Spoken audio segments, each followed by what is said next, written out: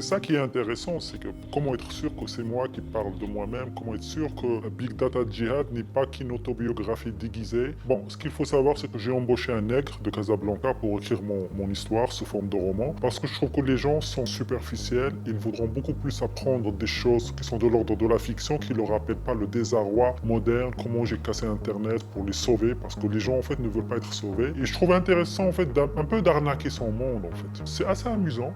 Et puis en fait de toutes les manières, il faut continuer la mystification. Après me croire, est-ce que c'est moi, c'est pas moi, je pense que ça participe aussi au mystère.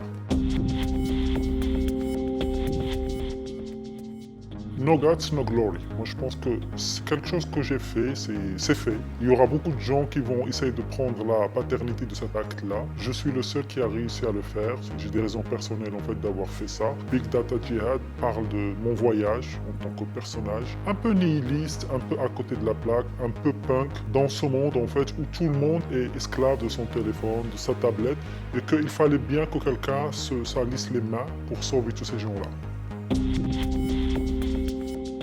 Moi, je pense que l'idée, c'est un acte qu'il faut revendiquer de toutes les manières.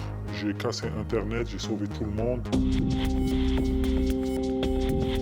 La plupart des gens pensent que ça va reprendre comme en 40, sauf que c'est trop tard. Je pense qu'intellectuellement et même humainement, les gens ils sont passés à une autre étape de leur évolution. Nous tous, en fait, on était en train de devenir les esclaves des réseaux, on était en train de vivre de plus en plus sur nos téléphones, dans la caverne, quelque part. Et qu'il fallait vraiment, en fait, venir casser ça et proposer autre chose. Moi, je ne suis pas quelqu'un d'Oréa qui va dire oui, c'était mieux avant. Il faut une troisième voie ailleurs.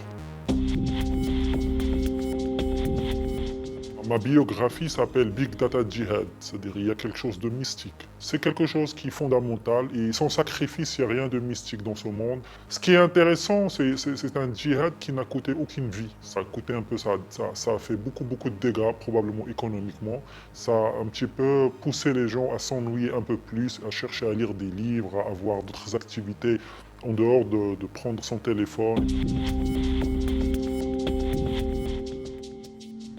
On n'a pas besoin de faire la promo. Je pense que tous les gens qui ont survécu au spleen, ils ont retrouvé en fait une touche avec la vie, le monde sensoriel, au-delà en fait de ce qu'ils peuvent poster comme fake happiness, ou chercher à troller, ou chercher à trouver de l'information, à regarder des choses débiles sur Internet. Maintenant, ils peuvent juste regarder une fleur, quelqu'un qui passe, s'intéresser aux autres, à leurs voisins, à leurs enfants, lire, écouter, découvrir en fait le monde analogique d'une certaine manière. Voilà, c'est un cadeau que je fais à l'humanité. On peut me remercier plus tard, mais de toutes les manières, on va finir par me remercier.